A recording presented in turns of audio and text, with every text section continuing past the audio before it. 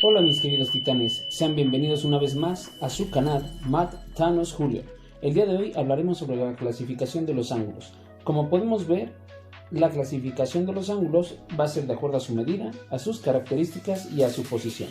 De acuerdo a su medida es porque según la amplitud o la magnitud depende de su valor numérico. Y estos pueden ser el ángulo nulo, y el ángulo nulo se caracteriza por tener una medida igual a 0 grados. Eso quiere decir que no presenta amplitud. Y el ángulo está formado por A, B, C. El siguiente son los ángulos convexos. Los ángulos convexos son aquellos ángulos que presentan una medida mayor a 0 grados pero menor a 180, dentro de los cuales vamos a conocer al ángulo agudo, que es el que se caracteriza porque tiene una amplitud entre los 0 grados y los 90 grados. Aquí tenemos un diagrama. Por lo tanto, el siguiente es el ángulo recto. El ángulo recto es aquel ángulo que su amplitud es igual a 90 grados. Este ángulo es de gran aplicación para las cuestiones trigonométricas, sobre todo para el teorema de Pitágoras. El siguiente es el obtuso. Un ángulo obtuso es aquel que se caracteriza porque tiene una amplitud mayor a los 90 grados, pero menor de 180 grados. Aquí tenemos algún ejemplo. Es el ángulo ABC. Recuerden que como es obtuso puede medir 110, puede medir 135, 150, 170, 179.99, ¿de acuerdo? Mientras cumpla ser menor a 180.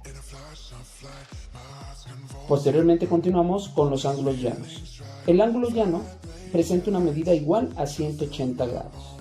También recibe diversos nombres, como puede ser el extendido, de media vuelta, colineal o semiperigonal.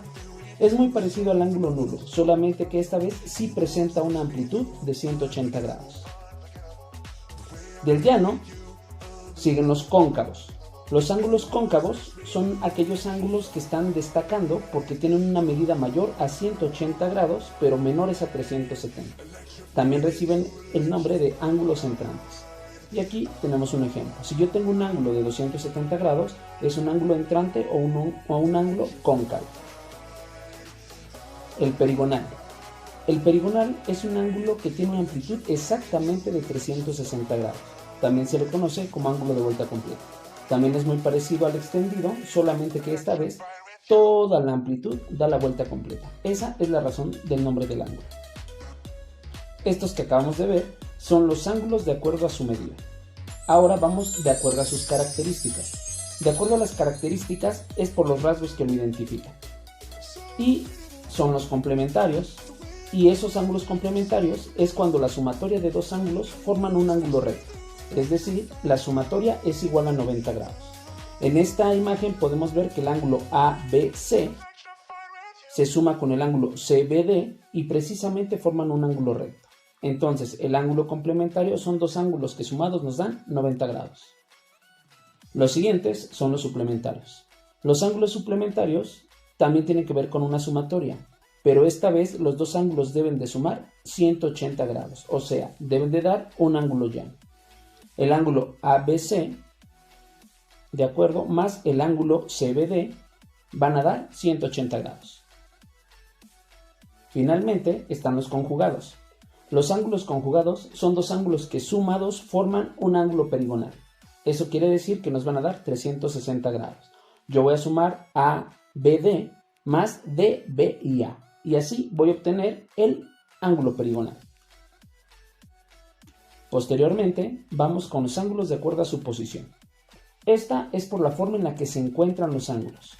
Los primeros son los consecutivos. Como su nombre lo dice, son ángulos que comparten un vértice y un rayo. En otras palabras, un ángulo va seguido de otro. No tiene que haber alguna interrupción. Aquí nos damos cuenta que el ángulo ABC es consecutivo con el ángulo CBD, ya que comparten al rayo BC y el vértice para ambos ángulos es la letra B. Los siguientes ángulos son los opuestos por el vértice. Son ángulos que se forman cuando las rectas comparten un vértice, pero al mismo tiempo las rectas se oponen. Y una característica de los ángulos opuestos por el vértice es que tienen la misma amplitud. Aquí tengo el ejemplo, tengo el ángulo PRQ y el ángulo TRS.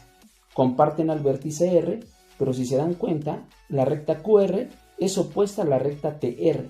La recta PR es opuesta a la recta SR. Por lo tanto, es como si tuviéramos un ángulo frente a un espejo. Por lo tanto, el ángulo PRQ y el ángulo TRS deben de tener el mismo valor. También tenemos los ángulos adyacentes. Estos ángulos son muy parecidos a los suplementarios, ¿de acuerdo? Son ángulos que se caracterizan por compartir un vértice y un rayo. Y uno es la prolongación del otro. En otras palabras, están formados por ángulos consecutivos y a su vez van a formar al suplementario. Y aquí tenemos la imagen. ABC es consecutivo con el ángulo CBD, pero al mismo tiempo la prolongación del segmento AB es el rayo BD. Así es que forman un ángulo suplementario. Pues eso es todo, titanes. Recuerden darle like y suscribirse al canal.